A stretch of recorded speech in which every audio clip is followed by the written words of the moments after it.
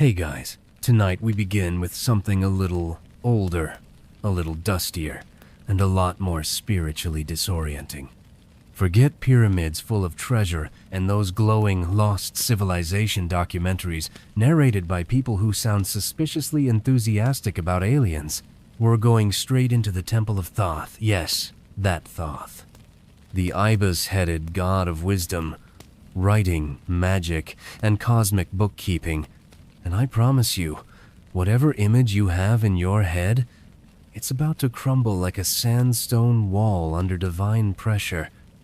So, before we drag our souls through the ancient astral syllabus, take a second to like the video and subscribe, but only if you genuinely enjoy this weird blend of spirituality and existential collapse. Let me know in the comments where you're tuning in from and what time it is. It's always fun to see which dimension of sleep-deprived metaphysics we're all sharing together. Now, dim the lights, maybe light some incense, and let your body relax, because your soul is about to be spiritually bench-pressed. Congratulations, you've just woken up inside the Temple of Thoth. You're barefoot, you're confused, and you're already sweating.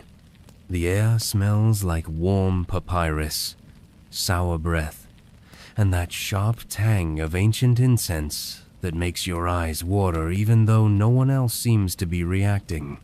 The walls glow faintly with golden glyphs that don't blink, don't shimmer, and yet seem to be breathing. You're lying on a slab that might be a welcome altar or might be an astral exam table. Either way, it's uncomfortably cold and also humming. Standing around you are 5 priests who look like they haven't blinked since the 3rd dynasty. Their robes are pure white, their eyes are pure judgment, and their hands are clutching staffs made of wood, stone, or possibly petrified regret. They chant in a language you don't understand, but you do understand that you're somehow already behind. There's a massive mural of Thoth painted above you, part bird, part man, fully disappointed. His gaze isn't angry. It's worse. It's instructional. You try to sit up, but the weight of the atmosphere itself says, not yet. Instead, a thin young acolyte with sunburned cheeks and perfect posture appears beside you holding a bowl of water that smells like rosemary and crushed moonlight. He nods. You take a sip. It tastes like riddles and dehydration. The other initiates, at least the ones not silently levitating in the corner, begin reciting verses from memory. You, meanwhile, are trying to remember if you brushed your teeth in this lifetime. Welcome to the Temple of Thoth, where your intentions matter. Your aura is already under review, and the first test is survive the first 5 minutes without spiritually imploding. And unfortunately, that test is still ongoing. You finally swing your legs off the slab, only to discover the floor is colder than cosmic justice and covered in etched, sacred geometry that you're definitely not qualified to walk on. Each square tile beneath you has inscriptions carved so finely you're afraid blinking at them wrong might trigger a trapdoor or summon a jackal-headed intern. You shuffle forward cautiously, trying not to land your spiritually unwashed feet on anything that looks like a glyph for eternal damnation. Too late. One of the older priests coughs in a way that's not quite human. He doesn't speak, they rarely do, but he tilts his head just enough to imply, "Did you just step on the path of the 12 heavens with your left foot first?" Apparently, yes. Congratulations. You've already insulted the divine order of celestial movement. That's going on your karma report.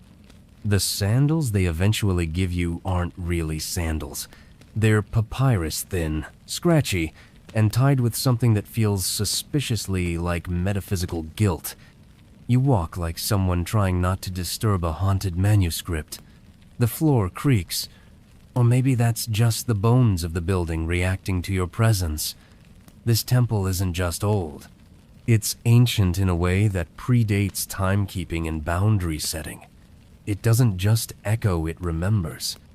Every step you take is monitored by statues with eyes too glassy to be inert. Thoth is watching from every corner, every scroll, every bird-shaped symbol that somehow seems to blink in your peripheral vision. The temple isn't threatening you exactly. It just quietly reminds you that it knows what you did 3 incarnations ago, and it still hasn't decided if it's going to let that slide. You pass under a giant archway carved with symbols that spell something like, "Those who enter must first forget." You try to read it, but the letters rearrange when you blink. A friendly reminder that your logical mind has now been replaced by dream logic and mythic consequences. You scratch your head and realize your hair feels lighter. That's because they've already shaved half of it while you were meditating wrong 5 minutes ago. You didn't notice. That's on you. In the center courtyard, a stone sundial casts no shadow. That's not poetic, it's just unsettling. Time doesn't pass here the way you expect. A bell rings. You don't know what it means, but your soul does. Your feet stop moving before you even decide to stop. One of the ibis-headed priests points toward a hallway that smells like papyrus, myrrh, and unfinished business. You follow because you don't really have a choice, and because you suspect deep down that failing to follow might be a cosmic offense that lands you back in the dreamless void with nothing but your own unfinished karma to cuddle. Your soul is now officially enrolled, and it's already sweating. The hallway stretches longer than it should. You walk for what feels like 30 seconds and 6 eternities at the same time. The walls are covered in inscriptions that shift subtly every time you look away. At first, they depict stars, then serpents, then scenes of judgment, and finally, something that looks suspiciously like you doing exactly what you're doing now, walking nervously while second-guessing your entire incarnation. Great. The prophecy department's been busy. At the end of the hall stands a large copper basin filled with a cloudy liquid that smells like rainwater, ancient herbs, and unresolved emotional issues. A priest gestures toward it. You assume correctly that this is some sort of purification ritual. What you don't assume is that the water will whisper your childhood regrets the moment your fingers touch it. You flinch. The priest doesn't blink. You're handed a linen cloth that's somehow already damp. You're expected to bathe yourself, not physically, but spiritually. Which means standing there, eyes closed, while trying to release your attachments and cleanse the residue of past identities without thinking about the time you stole your cousin's Game Boy in 3rd grade. You fail. The water ripples. The glyphs behind you flicker in disappointment. Suddenly, an acolyte appears holding a scroll. He doesn't speak. He just unrolls it and points to a section written in gold ink. You squint. The text morphs between Egyptian, Aramaic, and that one dream language you spoke in 2017 during a weird mushroom trip. You're asked to read it aloud. You butcher it. It's not even close. Somewhere in the temple, a candle goes out, and you hear a door slam. This is the first test. Purity of intention, clarity of mind, vibrational alignment. And right now, you're batting 0 for 3. One of the elder scribes steps forward and begins circling you slowly, as if evaluating your aura under a microscope. His fingers hover around your head, then your chest, then pause near your stomach. He mutters something that sounds suspiciously like emotional constipation. You're not entirely sure whether to be offended or enlightened. Before you can decide, he taps you once on the forehead with his staff. Your vision pulses. The room expands. You're briefly aware of how loud your thoughts are, and how much they don't belong here. You must unlearn, he finally says, before you are allowed to forget. That sentence makes exactly as little sense as you expect it to. Another bell rings. You're told to proceed to the inner walk. You ask what the inner walk is. No one answers. But the hallway ahead smells like ash, jasmine, and expectations. You're 3 tests away from illumination. You're also 1 mistake away from being assigned to incense duty for the next 1,000 lunar cycles. And you're already sweating again. The inner walk isn't a walk. It's a hallway-long fever dream. The moment you step in, the temperature rises, the light dims, and 100 oil lamps flicker to life like they've been waiting for your existential panic to heat things up. Thick smoke curls around your ankles. Not the nice spa kind. This smells like burnt cedar, crushed blue lotus, old paper, and a hint of cosmic disapproval. You breathe it in by accident. You immediately regret it. The floor is polished obsidian, reflective, but not in a helpful way. You don't see your face, you see yourself. And not the version you post on social media, the version that screams into a pillow during full moons. Every step you take echoes more inside your psyche than in the actual temple. It's like walking on judgment. Every cough bounces off the stone with the acoustics of a moral failing.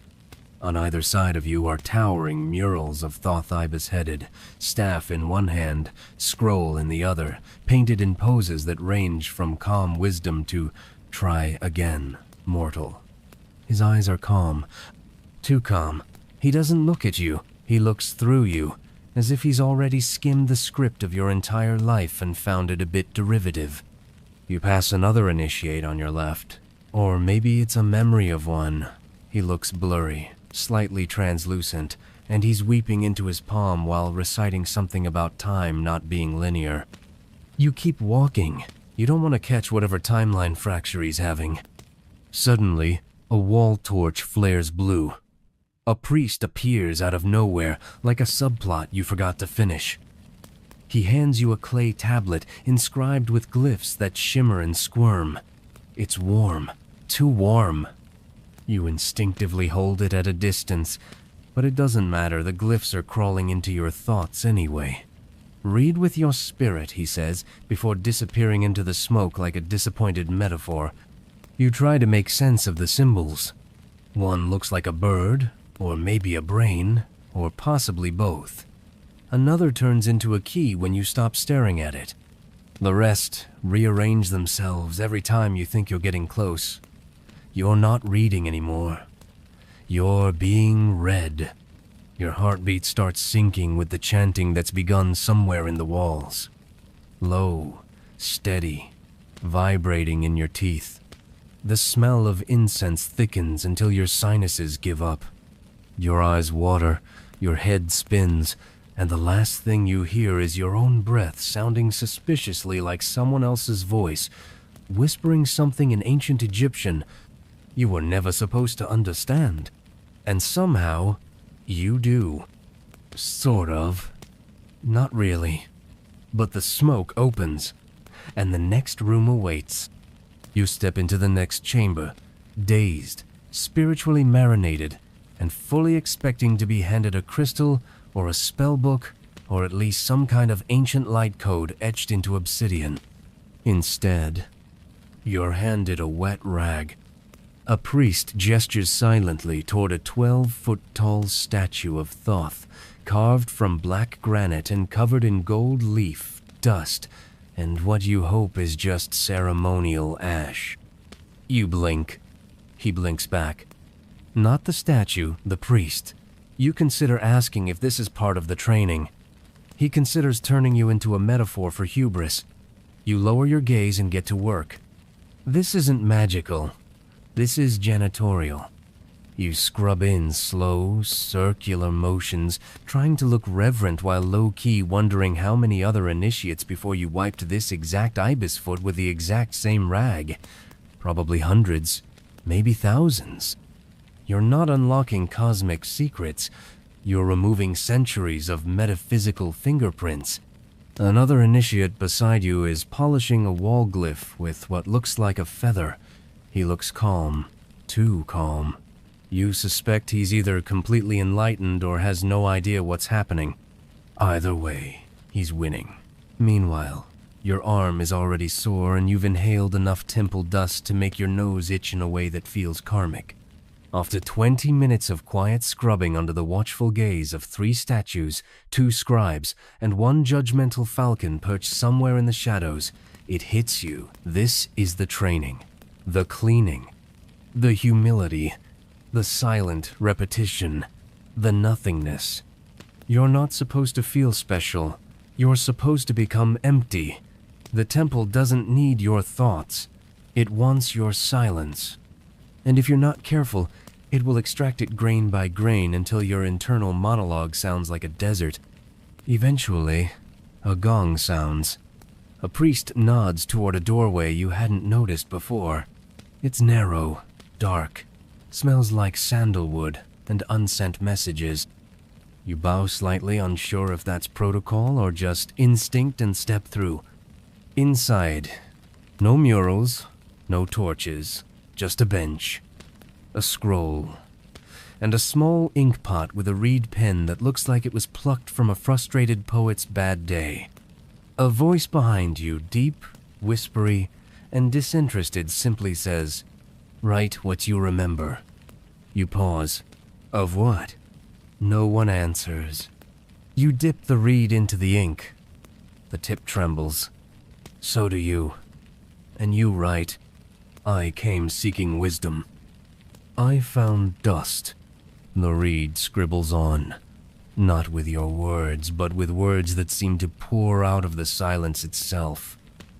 You're no longer writing. You're being transcribed. Welcome to spiritual training. You're not the magician. You're the parchment. The next chamber is colder, quieter, and significantly more intimidating. It's round, domed, and echo-heavy, with acoustics designed to magnify the sound of your own insecurities.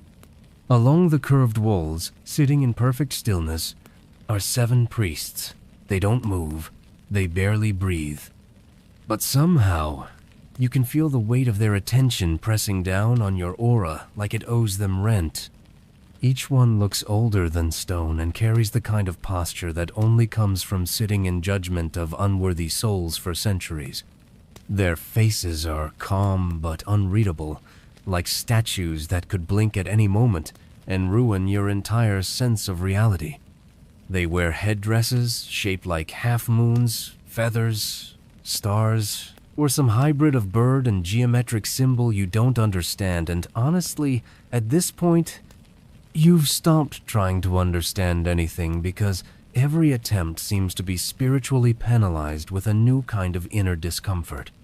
You stand there, awkward, unsure of where your hands should go, while your thoughts spiral into dangerous territory.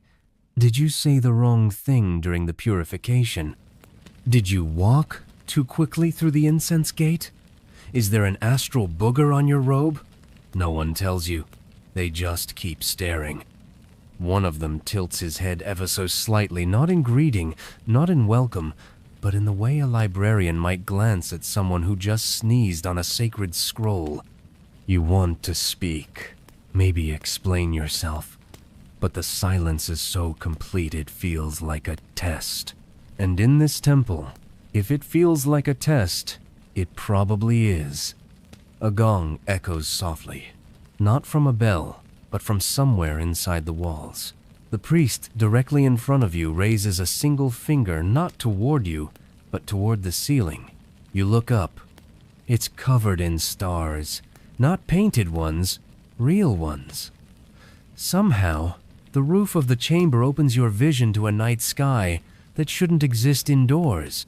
The constellations move, or you do, and suddenly your mind is full of symbols you don't recognize but feel like you should. A swan, a crocodile, a scribe holding a mirror. You blink and they vanish. You look back down. All 7 priests are now standing. They begin to walk in a slow circle around you, their sandals whispering across the floor like dried reeds.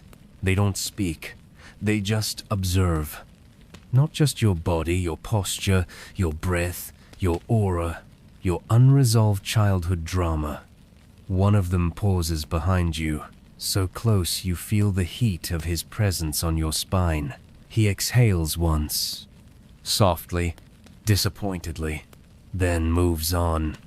After 2 full rotations, they return to their cushions and sit. You may continue, one says, though you're not sure his mouth moved. You nod, unsure if that's allowed, and move toward the next doorway, smaller, lower, almost reluctant to let you in. As you duck through it, the silence follows you, like a cloak you didn't ask to wear but now can't take off. The doorway leads you into a long, narrow hall that seems designed specifically to test your ability to walk without offending 12 deities and an abstract principle.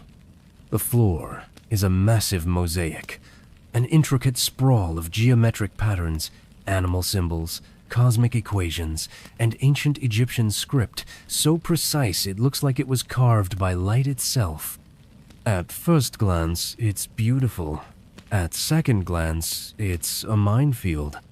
Because every single inch of it is sacred, and every single step you take risks trampling on a symbol that could mean divine harmony, or eternal ankle curse, depending on your foot placement. There are no guide ropes, no walk here markers, just an overwhelming sense that stepping on the wrong glyph might trigger a silent judgment from a hawk-shaped statue that wasn't there a second ago. You stand at the edge of the floor, frozen, scanning for anything that looks remotely neutral. A blank tile, a faded sigil, a tiny corner of uncarved stone. Nothing. The entire surface is pulsing with meaning. You try to remember what one of the priests whispered earlier, something about walking with intention and choosing your vibration. That would be helpful if you knew how to calibrate your vibration to avoid insulting the symbolic representation of celestial truth. But instead, you do what most initiates probably do on day 1. You panic internally and shuffle forward with the physical grace of someone navigating a rug full of Lego bricks in the dark. Your first foot lands on what might be a spiral representing the Milky Way, or a curse word in divine shorthand. You can't tell. No one yells, no one dies. So, you keep moving, careful, slow, and sweating so hard that your palms feel spiritually damp. You look up once, hoping for a priestly nod or some kind of affirming eye contact. Instead, you lock eyes with a hieroglyph of a vulture that somehow looks smug. You whisper a quiet apology and keep going. Halfway through the hall, you begin to feel a shift, not in the air in you. The symbols on the floor aren't just decoration, they're active. They're reading you back. Every step rearranges something beneath the surface, and you get the disturbing impression that the temple isn't testing your memory or discipline, it's testing your unconscious. You suddenly remember dreams you had years ago, strange ones, vivid ones with birds and stars and language you didn't speak. Those dreams feel familiar here, and you're not sure whether that's comforting or terrifying. By the time you reach the far end of the hall, your legs ache and your soul feels strangely adjusted, as if the very act of walking this corridor has peeled off some layer of psychic nonsense you didn't know you were carrying. A small gong sounds, a door opens. You exhale, and for the first time in what feels like hours, the floor beneath you is plain stone, blank, safe, or so you hope. You step forward, deeply relieved, and immediately trip over a raised glyph shaped like a snake, swallowing its own tail.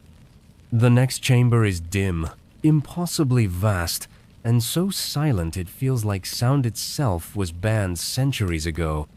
It smells like dry parchment, crushed sage and the anxiety of someone about to be caught for pretending to know what they're doing. Welcome to the Library of Thoth, not that anyone welcomes you. The moment you enter, the temperature drops and the air thickens. Row after row of stone shelves stretch beyond what should be spatially possible, each one filled with scrolls, tablets, manuscripts, and objects that look suspiciously like they might contain someone's actual memories. The walls breathe with hieroglyphs, the ceiling flickers with stars, slowly rotating like a mechanical cosmos. It feels like you've walked into the hard drive of the universe, and it does not have guest access. An attendant priest appears before you without a sound.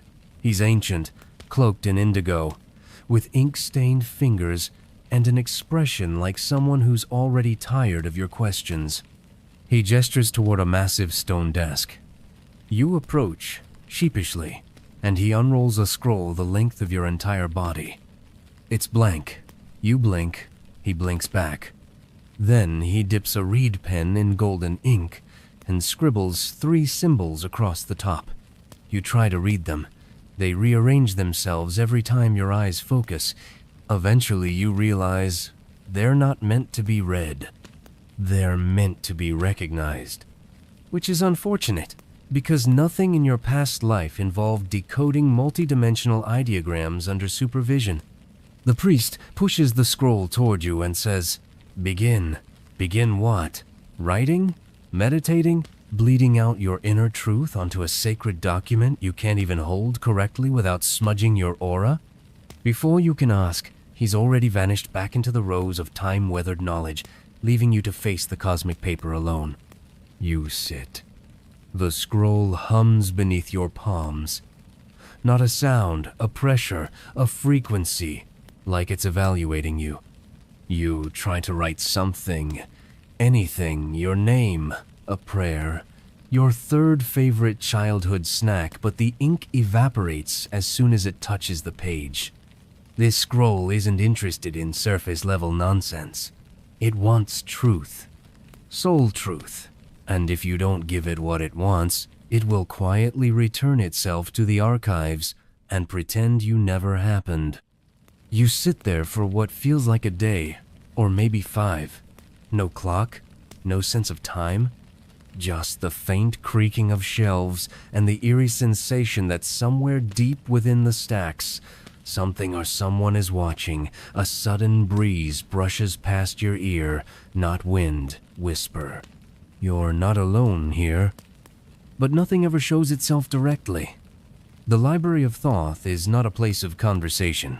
It's a place of confrontation, the kind you do with yourself when every external distraction is gone. Eventually, a shadowed attendant returns. He takes the scroll without a word. It's still blank. You brace for judgment. But instead, he nods once, almost imperceptibly, and gestures toward another door. You stand, not knowing if you passed, failed, or simply confused the scroll enough to earn a provisional extension. Either way, you're moving on. You walk out with the distinct feeling that somewhere, in a language beyond comprehension, your soul has just been footnoted. You don't walk into the next room so much as you get ushered into it by a sudden gust of scented air that smells faintly of old papyrus, crushed blue lotus, and intellectual inadequacy. The space is smaller than the last, rectangular and lined wall to wall with stone tablets, each one etched with impossibly detailed hieroglyphs that glow faintly when your gaze lingers too long. A single stool waits in the center. You already know it's for you. It has that ominous go sit and fail quietly energy that all ancient seating arrangements seem to have mastered. You lower yourself onto it, cautiously, and wait for someone to explain what's happening. No one does. Instead, a carved panel on the wall in front of you lights up. At first you think it's just art. A picture of a scribe, a feather, a divine eye. But the longer you stare, the more the images begin to shift. Not literally just enough to make you doubt your sanity. The scribe moves his hand. The feather twitches. The eye blinks. You lean forward. It's a riddle, or a story, or a test designed to make you realize how illiterate you are in sacred symbolic language. You look around for a priest, a guide, a cue card, nothing. You're alone with a wall that expects you to understand the language of cosmic syntax without ever having taken the prerequisite. You whisper one of the symbols out loud, just to see what happens. The air grows cold. A second symbol dims. You try again, with a different one. The wall flashes for a second, then resets. You've triggered the spiritual equivalent of try again. This time, with less ignorance. You sigh. You close your eyes. You try to feel it, like the scroll priest suggested. But all you feel is anxiety, sandal chafing, and a faint pulse in your third eye that might just be dehydration. Eventually, you start to notice patterns. The glyphs aren't just shapes, they're verbs. Not grammatical ones, spiritual verbs. They speak in gestures, in energies, in metaphors that hurt your brain. One image, a seated ibis, appears 3 times. Each time, it's holding something different. A pen, a heart, a mirror. You begin to realize it's not about what the symbols are, but what they're doing, what they want. This isn't a translation exercise. It's an empathy test. And you're failing. Hours pass, or maybe minutes, or maybe your sense of time has been replaced with cycles of mild panic. Finally, the wall dims. A small flame rises from the center of the room. You have no idea what it means, but your spine straightens involuntarily. A voice you don't hear but absolutely feel says, "You may proceed, but the lesson is not yet complete," which is spiritual. Speak for, you passed, but just barely. You stand up, mind spinning, neck sore, dignity questionable. You take one last look at the panel. The scribe is smiling now. Or maybe that's your imagination trying to comfort you. Either way, your homework is eternal, and class has only just begun. The hallway you enter next feels narrower than it is. The walls lean slightly inward, as if the temple itself is closing in to see what you'll do next. Torches burn low, flickering in a way that casts your shadow into strange geometries on the stone, long, thin, and slightly wrong. Like the temple is reminding you that even your silhouette doesn't belong here yet. The air is thick with dust and sandalwood, but mostly silence. Thick, oppressive silence. The kind that doesn't just quiet your voice, but silences your thoughts, too. You try to clear your mind, but it resists, spinning through distractions. What are you doing here? Why did you agree to this initiation? Was that last chamber even real? Should you have eaten more before all this? And then you see them, the scribes. 6 of them, seated along the walls in perfect stillness, each holding a tablet and stylus, robes so white they glow faintly in the gloom. They don't look at you, but they're absolutely aware of you. Their heads are bowed, not in reverence but in focus, eyes locked on the text before them. Except, they're not writing. You realize it slowly. The pens hover just above the stone. There is no movement, no scribbling, no sound. Just the weight of their presence, like statues that could come alive at any moment and transcribe your every thought in ancient shorthand. You move forward, careful not to breathe too loudly, half convinced that even an exhale might be recorded against your spirit record. The silence deepens. It's not empty. It's listening. You begin to feel your own thoughts too loudly, like internal shouting in a library run by psychic monks. You try to think about nothing, a common spiritual cliché, but that only makes the volume of your inner chaos rise. Insecurity, regret, that time you lied about reading the emerald tablets, All of it swirls louder in the quiet, and you're pretty sure one of the scribes smirks. You pass slowly between them, and the sensation is overwhelming. Their stillness is a mirror, reflecting everything in you that can't be still. You wonder if this is another test. Of course it is. Everything here is a test. You wonder how many people failed right here, cracked under the pressure of sacred silence, and broke into a full confession about their messy relationships and unresolved ego wounds. You resist the urge to speak. You grip your robe. You keep walking. At the far end of the corridor, a narrow doorway awaits no inscription, no flame, just an arch of polished black stone with a faint hum emanating from its core. The moment you step through it, the silence behind you vanishes, not with a sound, but with a sensation, like someone just closed the book on your inner monologue and filed it away for divine auditing. You don't know what the scribes were recording, but you know it's already written down.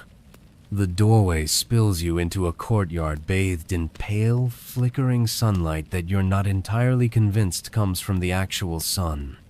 The light here feels different, thinner, older, as if filtered through 10,000 scrolls of metaphysical doctrine before it ever touches your skin. You breathe in, expecting relief, but the air carries the same scent as before: lotus, dust, and a faint trace of ceremonial pressure.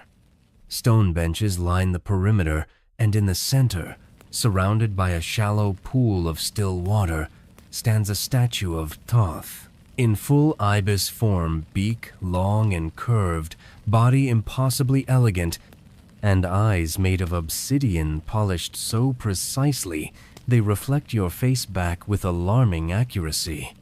At first, you think it's just a statue. You've seen dozens already, but then it tilts its head. Not a lot, just a fraction of a degree, enough to make you freeze mid-step. Its eyes lock onto yours, and suddenly it's not a statue anymore. It's a presence. It doesn't speak. It doesn't move further, and yet you can feel it peeling you open like a spiritual onion. Every layer you've ever used to disguise, your motives, your doubts, your ego, all of it suddenly feels incredibly transparent. The gaze of the ibis doesn't burn. It reveals. And in that moment, you're exposed to yourself in a way that is neither gentle nor cruel, just honest. You look away, which feels like a mistake, but you can't help it. The intensity is too much. You scan the courtyard for someone, anyone, to confirm that this is normal. A priest walks by on the far side of the pool, doesn't even glance in your direction. Either he doesn't see the living ibis, or he's seen this exact crisis of identity happen too many times to care. You glance back. The ibis is still staring. It hasn't moved, but its gaze feels heavier now, like it's waiting for you to respond not with words, but with presence. So you stand there, not praying, not thinking, just standing. One breath, then another. You try to still yourself the way the scribes were, and gradually the tension softens. The gaze remains, but it no longer feels invasive. It feels participatory, like it's acknowledging the moment, recording it in some higher field of knowing. You're not being punished. You're being witnessed. Eventually, the ibis tilts its head again, slightly, almost imperceptibly, and then returns to stillness. The spell breaks. You exhale. Your knees ache. You weren't kneeling, but somehow you feel like you've just completed a sacred bow. Across the courtyard, a door creaks open on its own. You take one last look at the ibis, nod once out of instinct or respect, and walk toward the threshold.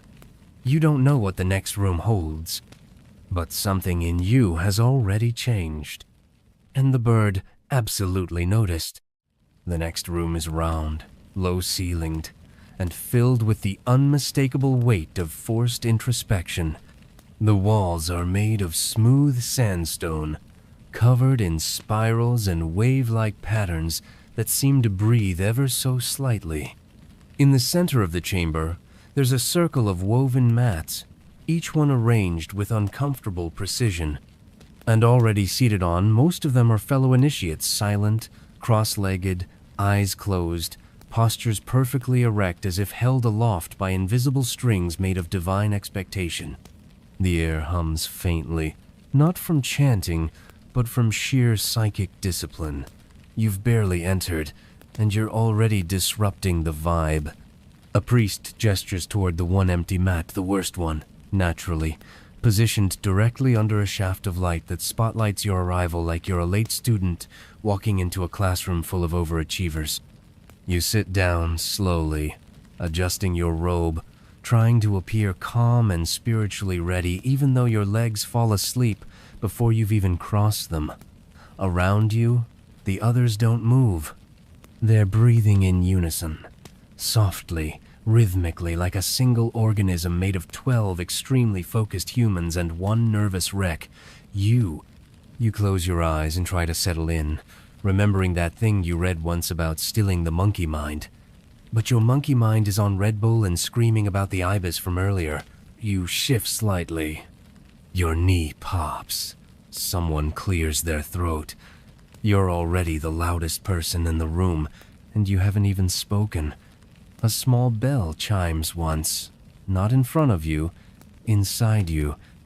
At least that's how it feels. The moment it rings, the silence deepens again, and your thoughts start to sound even louder than before. You try to focus on your breath. Inhale, exhale, inhale, existential dread, exhale, back pain, inhale, the memory of the time you pretended to know what a sigil was, exhale, shame. You peek one eye open. Everyone else is still statuesque. Someone's levitating. You close your eye again quickly and try to remember what the goal is. Union with the divine? Detachment from the ego? Not embarrassing yourself in front of the monk with the gold-plated spine? The problem is, you can feel how badly you're doing. Not because anyone tells you no one speaks, but because the room has a way of mirroring your inner storm back at you. You shift again. Another joint pops. Your thoughts drift toward snacks. You think about bread. Then you think about guilt. Then you realize bread and guilt are probably karmically linked in your case. You try to pull yourself back to the breath, but now your eyelid is twitching and your left foot is tingling, and your crown chakra feels like it's buffering on ancient temple Wi-Fi. After what might be 20 minutes or several lifetimes, a low tone hums from somewhere overhead. The initiates begin to move again, gently rising as if they were never truly sitting.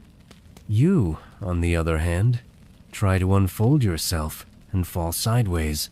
No one helps you, not out of cruelty, out of discipline. This, too, is part of the practice. You limp out of the meditation room spiritually humbled and physically crooked. Apparently, enlightenment is terrible for posture. The corridor outside the meditation chamber is oddly silent, but not the peaceful kind. It's the kind of silence you get right before a mistake is made, or worse, remembered. A priest appears from the shadows holding a scroll made of something that looks like aged papyrus but feels suspiciously alive. Without a word, he hands it to you. The scroll unfurls on its own, revealing a short line of hieroglyphs so sharp and deliberate they look like they were burned into the material with cosmic authority. You stare at it. The priest points at the text. Then he points at you.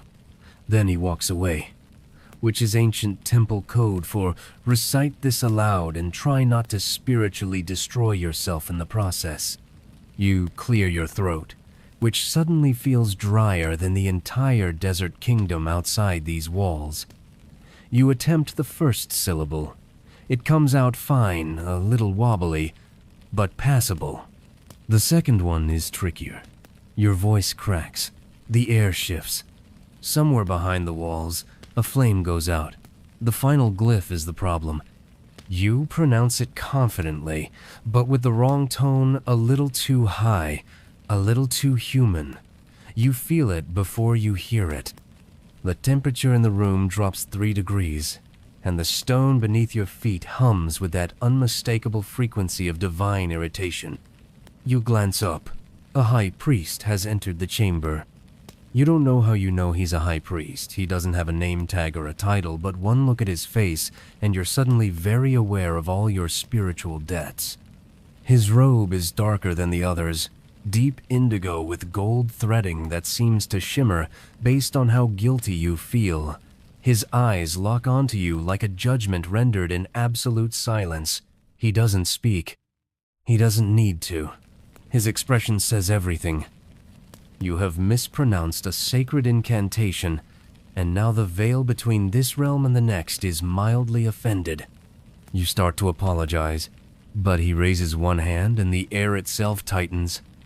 A second priest emerges from a hidden alcove holding a small brass bowl filled with a thick, bitter-smelling paste. You're handed a reed stylus and motioned to the floor. Without being told, you understand the punishment correction. Is to transcribe the correct version of the glyph 108 times using your own fingertip dipped in this mysteriously gritty ink. You begin writing. The floor absorbs your effort. Every character glows briefly before vanishing. You're not leaving behind a text, you're leaving behind effort, remorse, focus, sweat.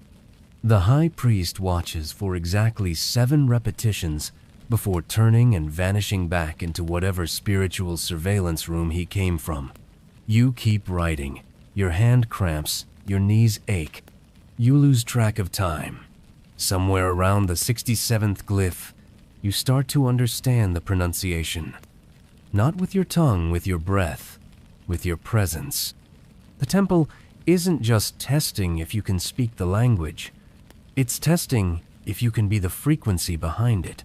By the time you finish the last character, the bowl is empty and your hand is shaking. A side door opens. No sound, no congratulations, just a silent invitation to continue.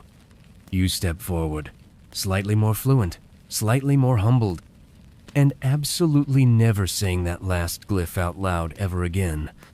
The new chamber you're led into is circular, smaller than the others, and dimly lit with a single floating flame hovering in the center of the ceiling. No wick, no support, just fire that's clearly defying some physical law out of sheer spiritual authority.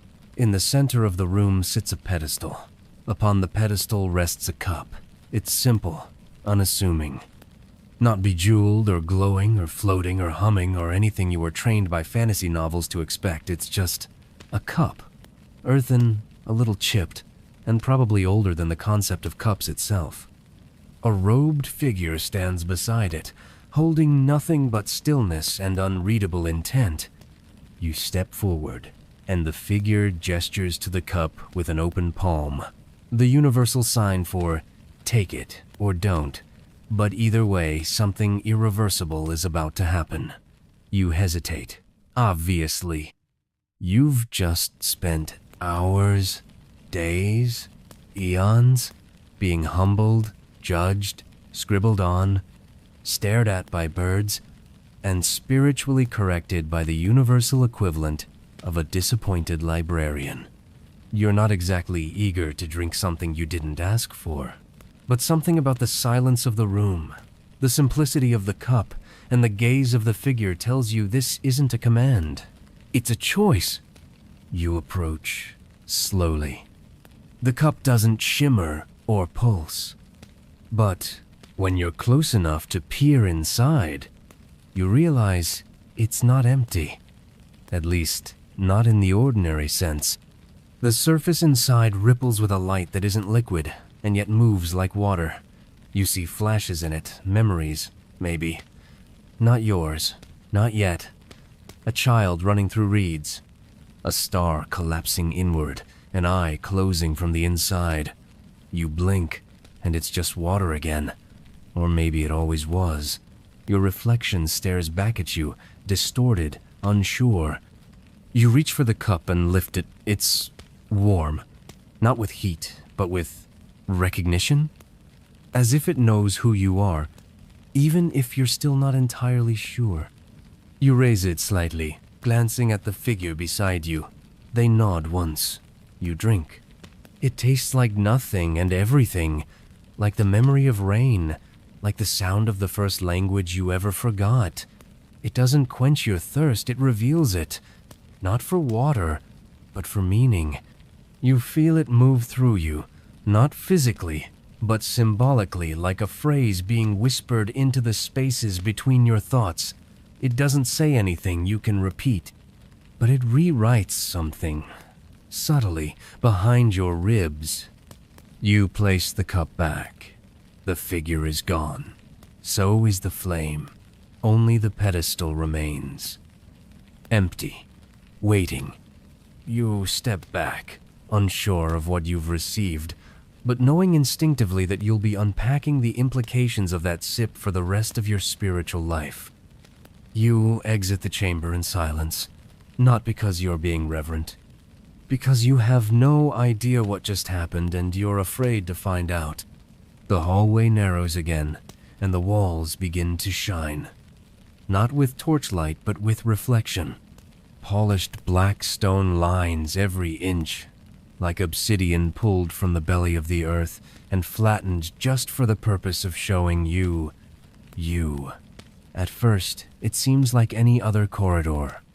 But then, your footsteps soften, the air thickens, and you realize that what you're walking toward isn't just another test. It's yourself, not metaphorically, literally. A single, towering mirror stands at the end, so tall it disappears into shadow, so precise it doesn't reflect your image, it reveals your essence. You slow down, not out of fear, but because something primal in your body recognizes what's about to happen. This is not the see your aura and feel good about your vibes kind of mirror.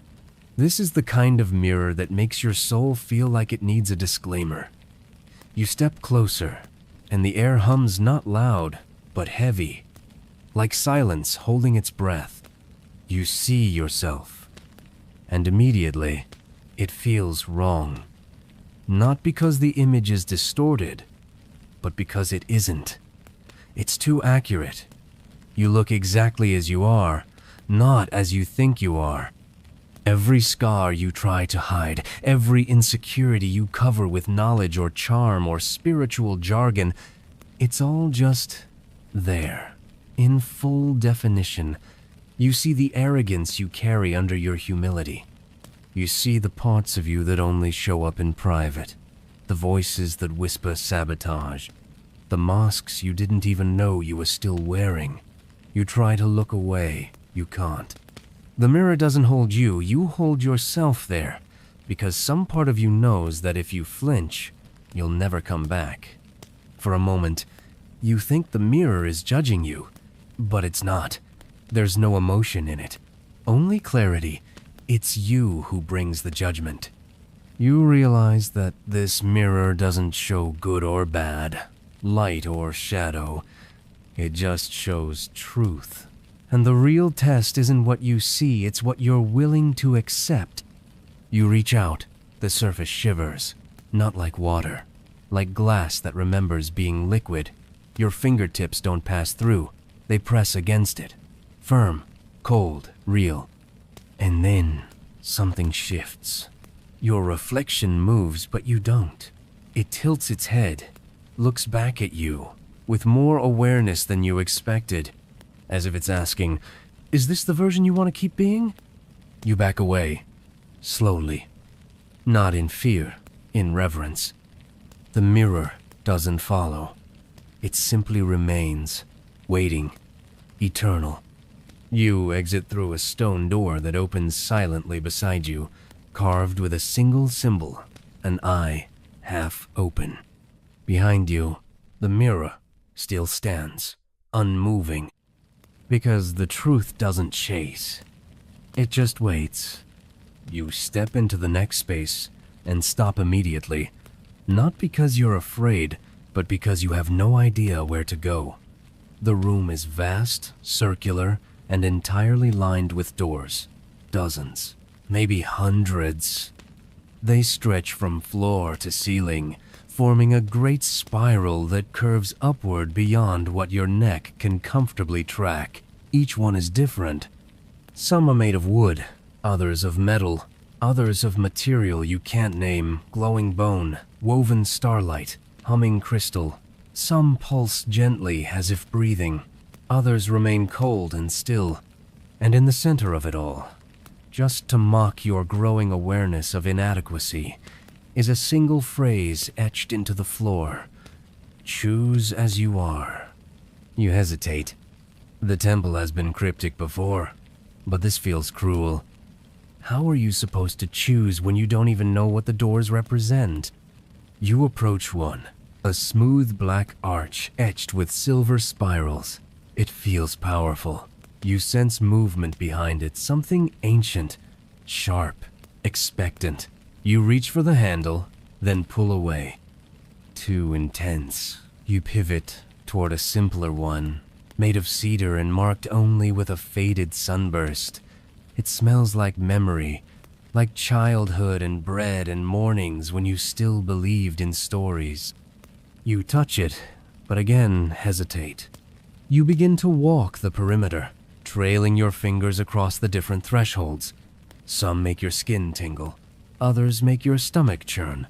A few make your eyes water without explanation. The longer you wander, the more you realize you're not choosing a door based on curiosity or wisdom. You're choosing based on fear, based on avoidance. And that, you suddenly suspect, is the real test. Because the doors don't open to where you want to go, they open to where you need to go. You stop in front of one that looks disappointingly average weathered wood. Dull handle, no inscription. It's the kind of door you wouldn't even notice in a dream. And that's what terrifies you. Because the ones that look boring are always the ones hiding something real. You sigh. You're tired of guessing. You're tired of pretending to be a person who knows what to do in a temple designed by cosmic engineers with an obsession for metaphor. So you reach out, grip the handle, and pull. It doesn't creak, it inhales. The door opens inward, and a soft wind flows out warm, slow, and filled with a scent you can't place, but that feels oddly familiar. Like a house you once lived in, but only in someone else's memory. You step through. The door closes behind you. No lock clicks. No fanfare plays. No priest announces your progress. Just a new corridor. A little darker than the last. A little quieter. And for the first time in a while, no reflection. Just you. The corridor opens into a chamber so still, so unnaturally motionless, that it feels like you've stepped into a paused memory. The air is dense, but not hot like incense smoke frozen mid-sway. The walls are ringed with statues, dozens of them seated in lotus position, carved in absolute silence, and facing the center of the room with unwavering attention. You hesitate at the threshold, suddenly hyper-aware of your every movement. Because these aren't just statues, these are watchers, recorders, observers of the kind of energy you can't hide behind polite words or spiritual vocabulary. They don't blink, they don't breathe, but you're absolutely sure they know you just scratched your arm too loudly. You step forward cautiously. Your footsteps echo with exaggerated judgment, like the temple itself is saying, "Really? That's how you walk into the room of eternal witnesses?" You try to straighten your posture, then immediately overcorrect. You hold your breath, release it too fast. You are a disaster of self-awareness, and you're only 5 steps into the room. The statues don't move. They don't need to. Their mere presence is like an ancient Yelp review of your soul. 3 stars tried their best, but fidgeted during sacred silence. In the center of the room is a small platform, low and circular, made of polished stone with spiral grooves etched deep into its surface. A faded cushion waits at the center. You sit as gracefully as you can manage with your current panic index. The moment you do, the room responds. Not audibly, not visibly, just energetically. The statues, still frozen, begin to hum not with sound, but with vibration. Your chest tightens, not with fear, with recognition. You feel like you're being scanned. Not by eyes, but by something more subtle. A reading of your frequency, your intention, your alignment, or lack thereof. Your mind scrambles to think good thoughts, loving thoughts, sacred, humble thoughts. You try to remember a mantra. You try to generate gratitude. But the moment you start performing your inner peace, the statues grow heavy again. And you understand, this isn't about what you pretend to be. It's about what you are when you stop trying. You exhale for real this time. You let your shoulders drop. You stop fighting your thoughts and just let them swirl around like spiritual dust motes. You don't fix them. You don't hide them. And that's when the room relaxes. Slightly. Like a silent nod from beings that don't need to nod. A door opens behind you. Soft. Quiet. You stand, uncertain. None of the statues move, but something in you feels less inspected and more acknowledged. As you exit the room, a final thought drifts through your mind like smoke through an old cathedral. Maybe your posture wasn't the point. Maybe it was how you carried your honesty. The next space is dim, cavernous, and silent, but not the thick, awkward silence of judgment. This one feels sacred, like breath held in reverence. The air smells faintly of myrrh and something older, something like parchment that remembers every word ever written on it. In the center of the room is a single pedestal. Upon it, resting on a smooth square of obsidian, is a feather, just a feather. Small, white, impossibly pristine. It glows faintly, not from light, but from meaning. And you already know what it is. The feather of Maat. Of course it is. You've read about this, probably in a book you didn't finish. The ancient Egyptian soul-weighing ritual, where the heart of the deceased is measured against a feather to determine their spiritual worthiness. You always thought of it as metaphor, allegory, a poetic story from a distant past. But now, here it is, physical, real, waiting. And you're not dead. At least, you're pretty sure you're not. A priest, hooded in midnight blue, steps from the shadows and extends a shallow bowl. You peer inside expecting your heart, maybe, but it's empty. The priest doesn't speak, just nods toward the feather, then to the bowl. The implication is clear. You are to place something of yourself here. Some truth, some confession. Not physical, symbolic. Emotional weight, offered honestly. You sit. Not because you're told to, but because standing feels inappropriate. You breathe, you think. You try to find something worthy, to offer something deep and spiritual. But all that comes up is something small, embarrassingly small. A memory of envy, a moment of vanity, a lie told casually to impress someone who didn't even matter. You hesitate, then place it in the bowl anyway, not physically, but with your intention. The bowl remains unchanged. The feather does not. It trembles. Only slightly, barely enough to see, but enough to feel. And for a split second, the entire room feels like it's watching not with suspicion, but with the kind of attention normally reserved for cosmic courts and final judgments. The feather settles. The priest bows once. The bowl is withdrawn. You don't know if you passed. That was never the point. What matters is that you offered truth. Not the impressive truth. Just the real one. You're led away through a narrow passage where the walls seem to lean in like sympathetic listeners. And as you walk, lighter, somehow, you feel it. A sensation not of being purified or absolved, but of being seen, exactly as you are.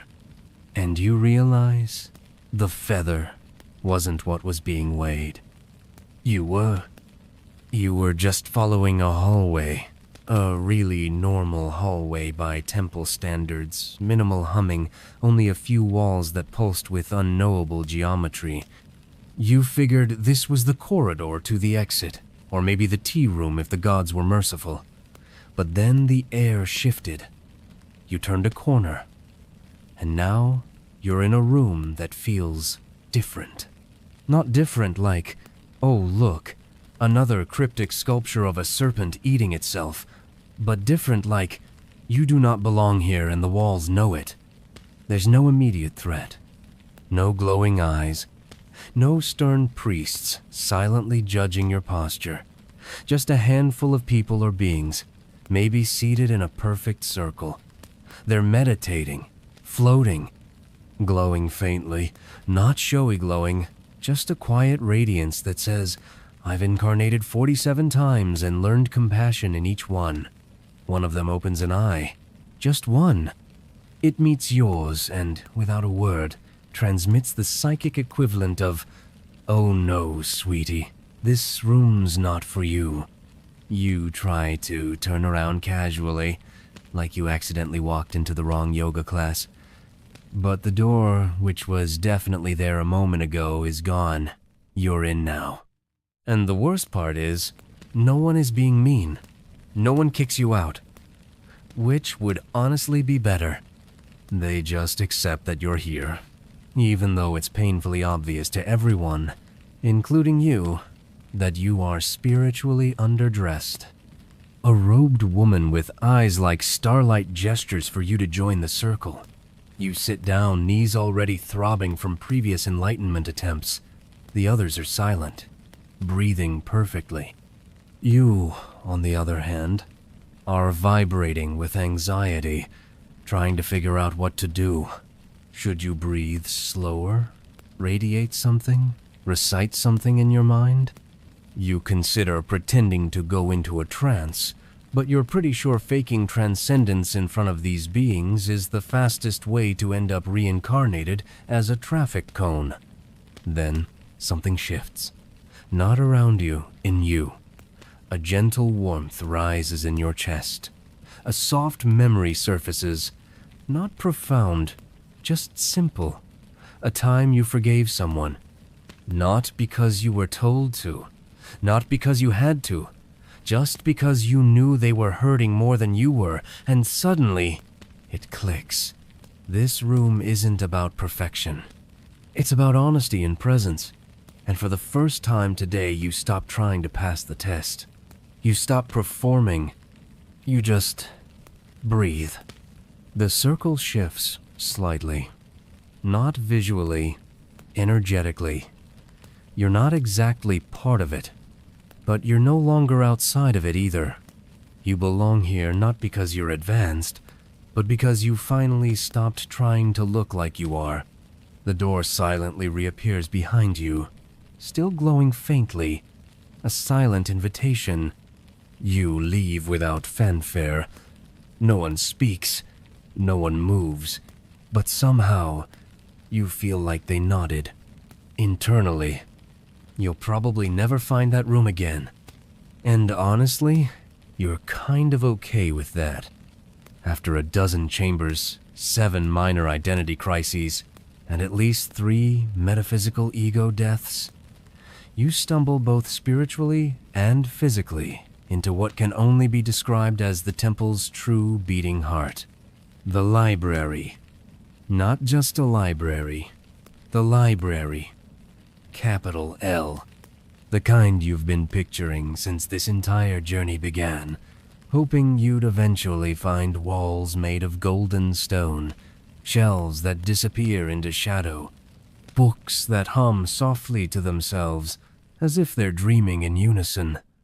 It smells like ancient cedar, old parchment, and just a hint of cosmic sarcasm. It's stunning.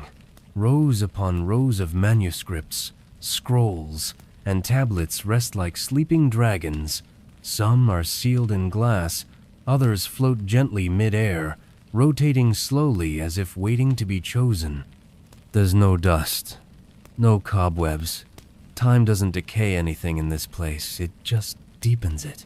You wander deeper, your feet almost silent on the polished stone floor. You reach out toward a small, leather-bound book that pulses faintly with soft, violet light. The moment you touch it, it giggles. Yes, giggles. You recoil. The book floats away like it's offended that you were the one who tried to open it. Another scroll rolls shut just as you look at it, with the energy of someone slamming a laptop when someone walks by. You begin to realize that these texts are conscious, not like AI, not like pets, like beings, elders. And most of them do not find your current level of insight particularly worth their time.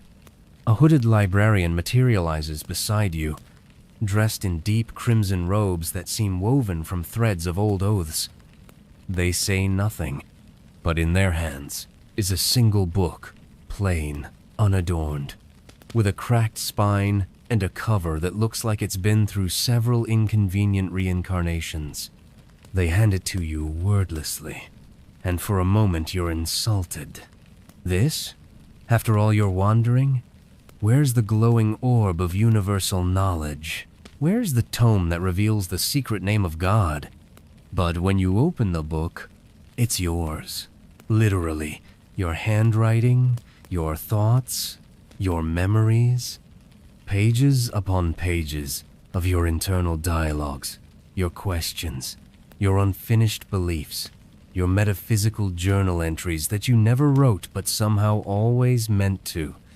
Every doubt, every half-formed revelation, every time you stared at the stars and felt both infinite and useless. It's not a book about the universe. It's a book about your relationship to it. And it's more uncomfortable than anything you've faced in this temple so far. You turn to the librarian. They nod, as if to say, "This is where your study begins." You sit, you read, you cringe, you cry, you laugh a little at your own nonsense. You keep reading, and for the first time you understand why the library laughed. It wasn't mocking you. It was welcoming you. After your deeply personal, slightly humiliating literary awakening in the library, a narrow staircase leads you to what seems to be a quiet alcove meant for meditation. Finally, a room that doesn't hum or glow or vibrate with eldritch judgment. Just smooth stone, an open skylight revealing a starless sky, and a single mat woven from golden reeds. You sit, cautiously optimistic. No one hands you a scroll. No priests appear with bowls of regret paste. It's just you, your breath, and the faint smell of sage baked into the air like spiritual wallpaper. You close your eyes and begin to breathe, finally ready to do the thing you've pretended to know how to do this entire time. At first, it feels good, grounded. Your thoughts begin to settle, like sand in still water. You count your breaths, you slow your heart rate, you even start to hear what might be your own inner silence. And then because your ego can't help itself, you try to go deeper, whatever that means. You focus harder. You stretch your awareness like a rubber band. You think about nothing with such intensity that you're absolutely sure you've unlocked a new level of consciousness. And then the air cracks. Not literally, not audibly, but spiritually like something just unzipped behind your forehead. You open your eyes and the room is gone. Or rather, the room is still there, but so is something else. A shimmer, a bending of space. A tear in perception, like someone poked a finger through the veil between realms and forgot to stitch it shut. Floating before you, where the air should be, is a swirling aperture. Not threatening, not even that dramatic, just there. Breathing slowly. A portal. You blink. You wait for someone, anyone to stop you from being the person who opens unlicensed cosmic gateways during unsupervised meditation. But no one comes. The portal just hums politely, like an elevator that's arrived at your floor and is waiting to see if you're stepping in. You lean closer. You see glimpses, not of places, but of possibilities. Versions of you. One meditating calmly under a Bodhi tree, another stuck in traffic in a neon-lit version of Cairo. One studying alchemical symbols by candlelight with a weirdly familiar goat nearby. It's like the portal is saying, pick one or don't, but now you know. You sit back.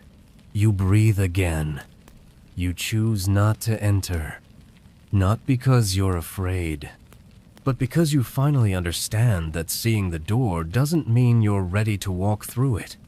The portal fades, the air stills, the room returns, and your next breath feels heavier, not because something's wrong, but because something's changed. You've barely recovered from the whole accidental portal incident when the temple walls open, not with fanfare, just with inevitability, and you're ushered down a soft-lit tunnel that smells suspiciously like cinnamon and wet grass. You're starting to suspect the temple enjoys creating mood shifts purely to keep you off balance. The hallway opens into a lush garden. That's right, an indoor garden.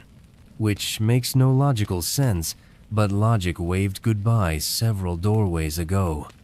It's quiet here. Alive. The ground pulses faintly beneath your feet, like everything's breathing together. Plants, soil, stones, you. A small clearing awaits at the center, marked by 4 large stones arranged in a perfect circle. One stone remains unoccupied, the other 3 host animals. Not animals in cages or on leashes, just present, waiting. A panther with eyes like molten gold. A great white owl whose feathers shimmer with impossible geometry. And a tortoise so old it probably predates whatever gods built this place. Your motion to sit at the 4th stone. You do. Not because you're brave. Because you're terrified of what'll happen if you don't. From the thicket nearby comes rustling. You brace for a lion. Maybe a cosmic stag. Something worthy of a prophecy. But instead, emerging with the slow confidence of something that has seen your browser history, comes a moderately chubby fox. Not the glowing 9-tailed variety, just a regular, unimpressed fox. It walks up, makes eye contact, and exhales audibly like it already regrets being assigned to you. The fox circles you once, sniffs, then sits directly across from you, silent, watching. You wait for it to speak, or transform, or at least bow. Nothing. It just stares. You feel seen in a very uncomfortable way. After a minute, it tilts its head and squints the universal animal sign for, "Seriously? You ate cheese again?" You begin to sweat. Not from heat, from the creeping realization that this creature knows everything, your decisions, your habits, your weird spiral last October. The fox makes no move to attack, guide, or nuzzle you into emotional security. It just holds your gaze until you feel like maybe you should say something. So you do. You whisper something stupid and honest. "I'm trying." The fox blinks, slowly, then stands, walks over, and rests its head briefly against your shin. Not affection acknowledgement. Then it trots away, not looking back. The owl nods. The panther breathes. The tortoise opens one eye like a parent satisfied you finally figured something out. You don't understand what just happened, but for some reason, you feel like you've earned your next step. You're led from the garden into a chamber that feels less like a room and more like a consciousness. The moment you step inside, it's like walking into someone's dream while they're still having it. The walls ripple subtly, painted not with color but with mood. Thoughts feel heavier here, like each one drops into the space and leaves a visible echo behind. The air buzzes not with sound, but with intention. You instinctively know this is the place where thoughts are spoken without mouths, where words are optional, where telepathy is the default setting. You're nervous, because while you've always liked the idea of being psychic, the reality is you're not even great at texting without rereading your message 6 times, but the room offers no instructions, no user manual. Just a soft pulse from the ceiling that makes your inner monologue turn its volume up to 11. You sit cross-legged on a slightly levitating cushion. You don't question it anymore. Close your eyes and try to send a thought outward. Something simple. Hello? Classic. Polite. Safe. Nothing happens. You try again. Louder this time. Mentally yelling, "Hello?" Like you're in a dream where your Wi-Fi is astral. Still nothing. And then you hear something. Not in your ears, in your mind. A voice, deep, ageless, textured like wind moving through galaxies. But it's not talking to you. It's thinking to itself. I mean, what's the point of eternity if I still don't know who I am? Pause. Every soul I guide ends up projecting their daddy issues onto me. I was made of stardust and primordial knowing, not emotional labor. You freeze. You're eavesdropping on a higher being, mid-crisis. You try to pull your mind back, but now the voice continues, unaware of your presence. Maybe I'll reincarnate as a jellyfish. No ego, just vibes. You blink hard. You whisper a silent apology into the ether. The voice pauses. Who's in here? It booms, this time directed. You panic. You mentally recite the spiritual equivalent of hiding under a blanket, repeating, "I'm not here, I'm not here," like a child playing dead during a hide-and-seek ritual. Eventually, the air calms. The cushion stops floating. The walls firm up. You stand and walk toward the exit, slowly, deliberately, trying to look like someone who totally meant to wander into the inner sanctum of divine oversharing. As the door seals behind you, a final thought drops into your mind. Not a warning, not even anger, just a sigh. Next time, knock. After the telepathic fiasco and the very awkward exit, you find yourself being gently guided down a spiral staircase that loops for longer than seems architecturally necessary. When you reach the bottom, the temperature drops, not uncomfortably, but with that quiet chill you associate with old secrets. The space before you is simple, a single room, entirely lined with mirrors. But not the flashy, carnival kind. These are tall, ancient slabs of polished obsidian, rimmed with delicate etchings, sacred geometry, celestial equations, and symbols your subconscious recognizes even if your waking mind doesn't. They don't reflect the room, they reflect you, but not quite the you that walked in.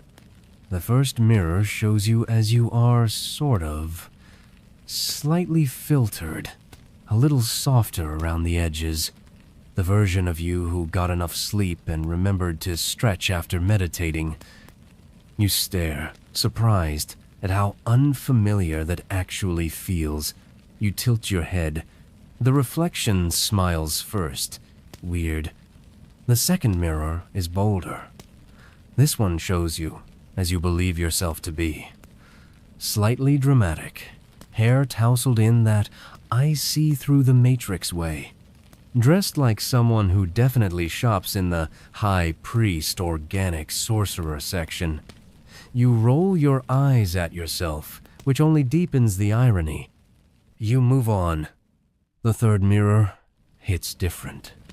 It shows you as the version you've been avoiding. The tired one. The reactive one. The one that spirals into anxiety because someone took too long to reply to your message. The version that doubts everything spiritual the moment it doesn't work on command. You look at it for a while, not in judgment, just recognition. And then there's the final mirror. This one isn't dark or dramatic. It's blindingly normal. It shows you sipping tea in the morning sun, smiling gently at someone off camera. Your skin is clear. Your eyes are alert. You look, and this is hard to admit, rested. Not just physically, but cosmically. Like someone who forgave themselves for not being enlightened yet. You stare. And for the first time in this temple, you don't feel the urge to cry, or kneel, or escape into symbolism. You just feel ready. Not for transcendence, just for honesty. You reach out, press your palm to the mirror, and for a moment, your hand sinks through. Not all the way, just enough to feel the warm light behind it. The reflection smiles again. Not as a performance, as a welcome. You step back. The mirrors dim. The door behind you opens slow, silent. As you leave the room, you realize something that feels both obvious and profound. You've never needed to be the best version of yourself. Just the realest one, willing to keep showing up. After the mirror room's existential nudge disguised as a spa day, you're beginning to believe that maybe, just maybe, you're finally figuring out how this temple works. You've stopped trying to understand everything. You've stopped narrating your own journey in your head like a spiritual documentary. You're just here, breathing, wandering, getting lightly roasted by divine furniture. Which is probably why, when a monk appears and silently offers you a shimmering bowl, you don't ask questions. You simply accept it. The bowl is radiant. Not bright, but aware. Inside, instead of water or incense or some ancient mixture of stardust and regret, there is light. Liquid light. Slow-moving, gold-toned, thick like honey but pulsing with the rhythm of something alive. You hold the bowl carefully, reverently. You feel the weight of symbolism in your hands and whisper to yourself, "Don't mess this up." Naturally, you immediately stumble. Not a full fall, just a toe stub and an awkward body jolt that sends a small splash of light arcing out of the bowl and onto your forearm. You freeze. The monk watches. You wait for judgment, alarm, maybe a gong of shame, but none of that happens. The light on your skin doesn't burn. It sinks in, slowly, like it was always supposed to. You glance at the monk. He smiles faintly, the kind of smile someone gives when you've just accidentally discovered the lesson before they could explain it. He gestures for you to continue walking. So you do, carefully, gripping the bowl with a little more humility, a little less performance. As you move through the hall, you begin to feel the light responding not to your hands, but to your thoughts. Every time your mind drifts toward fear or comparison or the need to do it right, the liquid light trembles. Every time you breathe deeply and just allow, it settles. By the time you reach the far side of the hall, a few more drops have spilled. On your chest, your neck, even your foot. But none of it feels like failure. The monk accepts the bowl back without checking how much is left. That was never the point. He bows. You bow. Not because you're expected to, because you finally mean it. As you exit the chamber, your skin glows faintly where the light touched you. Not enough for anyone else to notice, just enough for you to feel, like tiny reminders. You didn't break the bowl. You became part of it. After carrying a bowl of sentient light through a symbolic obstacle course, you assumed foolishly that maybe you'd earned a break, a nice chamber with some pillows. Maybe a kindly ascended master offering tea and vague but affirming advice. But no, the temple has other plans.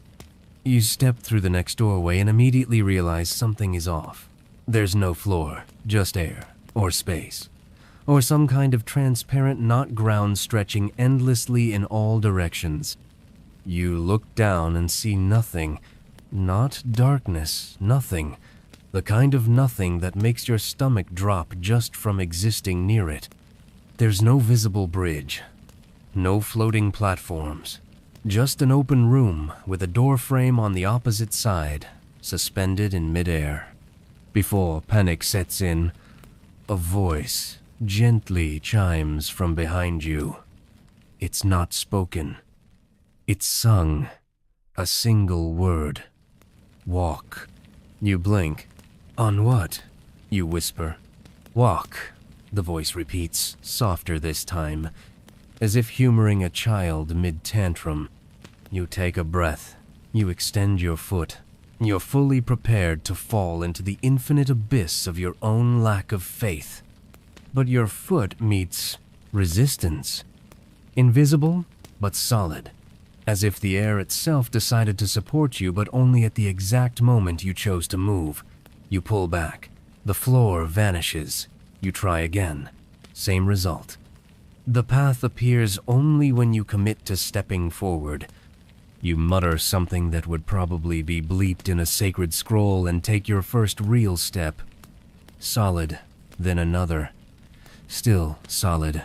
You keep going, slowly, breath held like a monk on a tightrope. With each step, your body wants to flinch, hesitate, double-check. But you begin to realize, every time you hesitate, the floor flickers. Every time you trust, even just for a second, it's there. By the time you're halfway across, something shifts. You stop focusing on the ground. You start focusing on your movement, on your rhythm, on how bizarrely beautiful it is to walk on the nothingness between questions and answers. And then a final step. You arrive at the opposite door. No applause, no celestial drumroll, just silence, stillness. You look back and see nothing. No path, no evidence you were ever suspended over anything at all. You exhale, not relief. Reverence. The voice returns, one last time. It was never about the floor. It was always about the faith. After surviving a trust fall with the quantum fabric of reality, you stumble into a room that feels gentle. No booming gongs, no floating puzzles. Just a quiet garden courtyard flooded with warm amber light. The air smells like citrus and sandalwood. You exhale for what feels like the first time in hours. And sitting at the far edge, beneath a flowering tree that seems to bloom in reverse petals reattaching themselves as they fall, is a monk. Silent, still, wrapped in weathered linen robes that shift gently in the breeze. He doesn't look at you, doesn't beckon you, doesn't float or shimmer or unfold into 1,000 eyes. He just exists. You sit across from him, unsure why. There's no instruction, no scroll, no psychic nudge. Just the sense that you're supposed to be here too, so you mirror him, back straight. Hands resting gently on your knees, breathing steady. Time passes strangely. Minutes? Hours? You stop counting. Every so often, the monk gestures not with flourish, but with intention. A hand lifted toward the sun, a single finger pressed to the earth. You watch, mimicking without fully understanding. And slowly, a strange thing happens. You do understand. Not intellectually, not with words, but in that deep marrow-level way that truths sometimes bypass your brain to land directly in your spine. When he touches the ground, you feel what it means to be rooted not just physically, but emotionally. When he lifts his face to the light, you feel your chest open not metaphorically, but viscerally, like a locked part of you cracked just enough to let breath flow freely again. At one point, he simply blinks. And in that blink, you see something: your own restlessness, your need to be taught in linear steps, your compulsion to turn everything sacred into something useful. You feel embarrassed. Then you feel grateful. Eventually, the monk rises, not abruptly, not with drama, just with the grace of someone who moves only when it's time. He bows slightly. You do too. Your body knows how, even if your mind's still lagging behind. He walks away into a corridor made of morning light. No farewell, no final lesson, just a presence that lingers like warmth after a good fire. You sit there alone, but it doesn't feel like alone anymore. It feels like enough. You're not sure how long you sit there after the monk leaves. The air doesn't change. The tree continues unblooming. But eventually, the door behind you creaks open with the gentle finality of a page being turned. You rise without thought. Your body moves like it's being pulled by narrative momentum. You've stopped asking why. You've started listening. You're led again, without words, into a circular chamber. The walls are carved with intricate patterns that pulse faintly, like breath. The ceiling opens to a night sky where stars blink in strange configurations that probably correspond to forgotten syllables of your true name. In the center of the room stands a single pedestal, and atop it, nothing. Just an indentation where something used to be, or will be. A figure stands at the far end, cloaked, ageless, neither male nor female, both presence and absence. When they speak, the voice is inside your ribcage. A soft chord, not even a question at first, just resonance. Then, words form. Only 5 of them. Who are you without wanting? Your mouth opens, closes. Your mind flinches, tries to stall, because that's not just a philosophical curveball. That's a scalpel. You try to imagine it. You without wanting. Without the ache to be seen. Without the hunger for answers. Without the craving for control. Comfort, understanding, impact, safety, affection, validation, without reaching, without fixing. Without hoping for a better version of you on the next page. Just you, as is, in stillness. You blink. The room remains. The figure doesn't move. They don't elaborate. They don't pressure. The silence does all the work. You begin to cry, not the loud, cinematic kind. The quiet, bewildered kind. Because something inside you lets go. Not in defeat, in relief. You hadn't realized how tightly you'd been clenching your own identity, holding it like a ticket to a show you forgot you were already in. The pedestal glows faintly. Your tears hit it and vanish into the stone like ink absorbed into ancient parchment. You take a breath. The room doesn't congratulate you. No doors burst open, no light beams down. But somewhere in your chest, the question echoes softer now, not as a challenge, but as a key. Who are you, without wanting? And for the first time in your journey, you don't need to answer. The final hallway doesn't announce itself. There's no portal, no chorus, no cosmic lightning cracking open the ceiling. It's just a hallway, plain, silent. It smells faintly of old scrolls and something you can only describe as sunset-colored dust. You walk slowly, not out of fear, but out of respect. Everything in you knows this is it, the last door, the final initiation. You expect another test, a trial, maybe a glowing puzzle box containing the essence of the universe. But instead, there's a bench, a wooden bench, worn, smooth, suspiciously ordinary. You sit. Across from you stands a figure familiar yet undefined. Their face flickers softly between 1,000 possibilities. Maybe they look like you, or maybe like someone who taught you to read, or cry, or pray. They don't speak at first, just watch you. And then, gently, they say, "You've already seen it." You blink. "Seen what?" They smile, with the kind of smile that makes you realize the punchline came 20 chapters ago. The secret, the wisdom, the divine mystery. You wait for more, for the part where they open their hands and reveal the cosmic equation, for the coded tablet.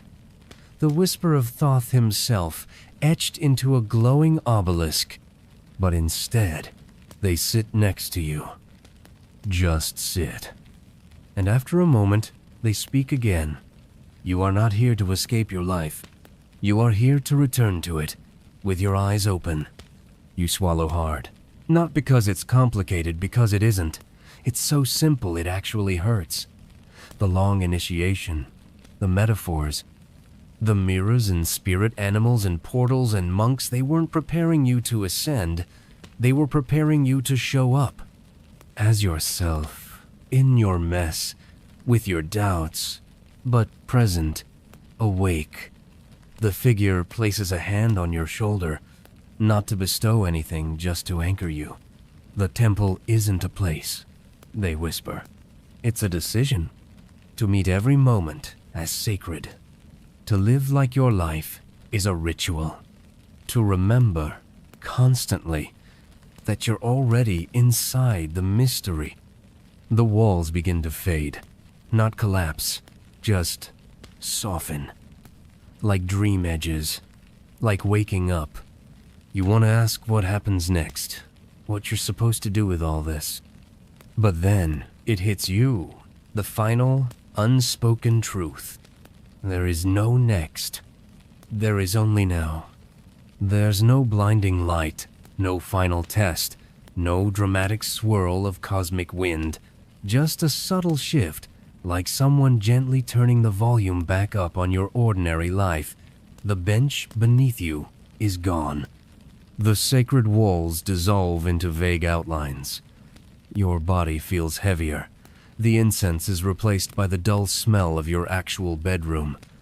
Somewhere in the distance, a truck honks. You're waking up. But you don't jerk awake.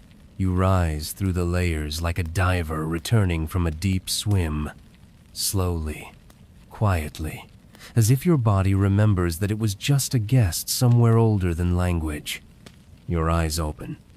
The ceiling looks the same. The blanket is still twisted around your legs like a forgotten prophecy. But inside you, something has clicked, or cracked, or cleared. You sit up, stretch, wiggle your toes like they still remember the sensation of sacred stone underfoot. There's no halo over your head, no new tattoo in ancient script, but the way you blink at the morning light feels different, like the sun is touching your skin for the first time with intention. You try to recall what you learned, but your brain resists packaging it. It wasn't the kind of lesson you can tweet. It was the kind you carry, in your breath, in your gaze. In the small choices no one sees. You move through your morning brushing your teeth, boiling water, staring out the window, and everything looks normal. But nothing feels numb. You notice things. The rhythm of your breath, the warmth of the mug in your hands, the way the sunlight hits the wall just so. The temple hasn't vanished. It came with you. And then, mid-sip, a thought crosses your mind. Not dramatic, not loud, just simple, like a note left by a friend. You are always in ceremony.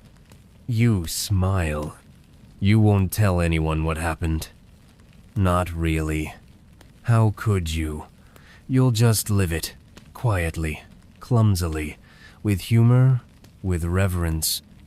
With the memory of a fox who judged your cheese addiction and a monk who said everything by saying nothing.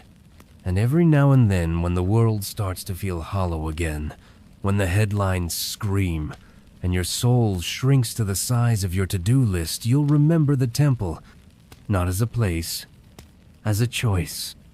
And you'll make it again. Just when you think the journey's over, you find one more passage, thin, almost secret, like it wasn't there before. You follow it because, at this point, that's what you do. Your feet have accepted that curiosity now outranks logic. The hallway narrows until you step into what you assume is a library. Tall shelves, dim golden lanterns, the smell of old paper and older memories. But something's off. There are no titles on the spines. No aisles marked with symbols, just books. Thousands of them, and they vibrate. Not literally, more like the way your name does when it's whispered across a room. You reach out and pull one. It's warm, soft. The texture is less leather and more skin. Not creepy, just intimate. You open it, and there you are. Not your name, not your biography, your moments. The time you forgave someone without knowing why. The time you lied to keep peace. The time you stood under a street lamp and realized you didn't hate yourself anymore. Each book holds a version of you, some younger, some stranger, some still becoming. You drop to your knees, overwhelmed, because this is not a record, it's a recognition. The library isn't cataloging your life for review, it's honoring it. Preserving the sacredness of every invisible turning point you thought no one noticed. The lights dim. A voice hums from somewhere above. It doesn't say, read faster. It says, rest. You press your forehead against the cover, not out of exhaustion, out of reverence. And somewhere, on some invisible page, another sentence writes itself. You showed up. That's enough. You leave the library feeling like you've just hugged your own shadow. You expect the next room to be empty. Instead, there's a table, a small one, and at the center of it, a teacup. That's it.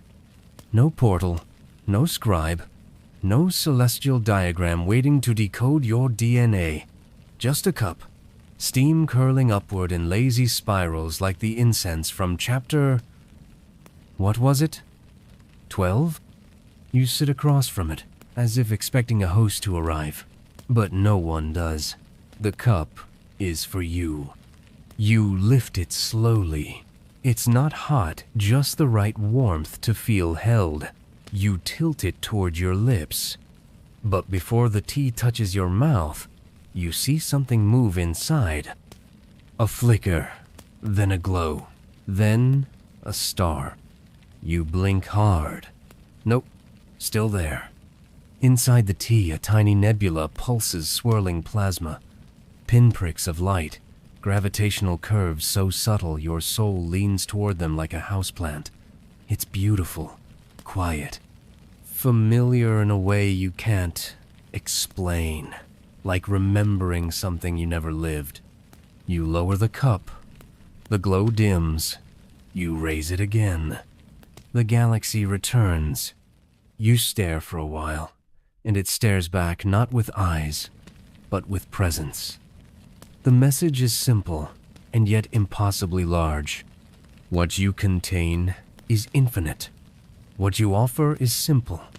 Both are true. You laugh softly, because of course the Temple of Thoth would hide a cosmic creation myth inside your herbal brew. You shake your head. You whisper, "I'm never going to explain this to anyone." The star flickers once, as if in agreement, and then, as gently as a secret being kept, the glow fades. The tea is just tea again. You drink it. It's earthy, slightly sweet, and it leaves the back of your throat tingling like a memory you're not ready to process. You place the empty cup back on the table. You bow not out of ceremony, but out of wonder. And as you walk away, you feel it blooming quietly inside you. You've drunk from something that remembers where it came from. You don't mean to loop back. You're just following the gentle pull of momentum and candlelight. But somehow, without planning, without signs, without divine GPS coordinates, you find yourself back at the very first chamber, the one with the impossible geometry, the floating breath, the altar that maybe was a dock, maybe was alive. You pause. Everything looks the same, and yet you feel completely different. The floor still glows faintly. The gold-robed figures still stand in silent formation. But now you realize something you hadn't noticed before. They were never staring at you. They were waiting for you to see. You walk forward, not hesitantly, reverently, like someone who has finally learned how to walk in their own body. The air hums again, that same dissonant harmony from when you first arrived. But this time, it doesn't make your teeth ache. This time, it harmonizes with you. You're no longer a foreign note in a sacred chord. You're part of the music. You approach the altar. It hasn't changed, but your memory has. You realize it wasn't judging you. It was reflecting you holding a mirror to the version of yourself that showed up unfiltered, unready, raw. You kneel, not because you must, but because it feels right. The figures move, just slightly. A collective nod. A quiet blessing. One of them, the tallest, raises a hand.